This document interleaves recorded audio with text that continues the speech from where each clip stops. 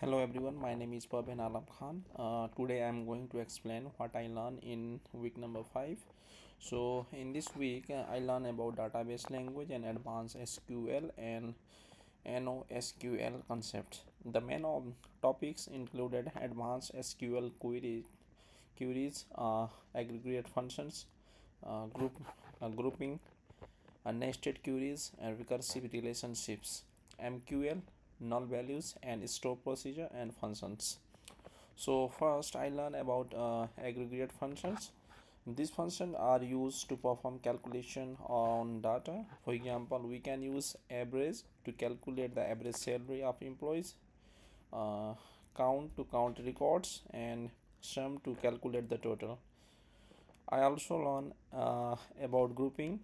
Grouping allows us to organize similar records together and perform calculation on each group. Uh, I learn about nested queries where one query is placed inside another query. Another important topic was null values. Null represent a missing or unknown value. I also learned about three value logic where the result of a condition can be true, false, or unknown.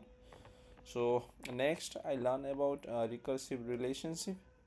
A recursive relationship occur when an entity is related to itself.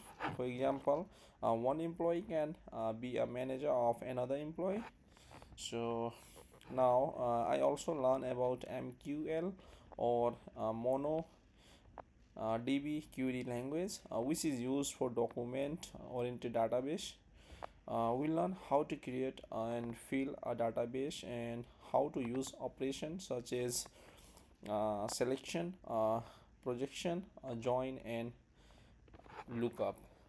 So finally, I learn about cursors, store procedures, and store function. These are useful for processing and managing database information. For example, in our tutorial, we compare an employee's salary with the average salary. If the salary is below average, we print 1. If it is equal to average, we print 2. And if it is above average, we print 3. So overall, this week helped me understand how advanced SQL and NoSQL databases work and how different database operation can be used to manage and process data. So these all are the things I have learned in this week. Thank you so much.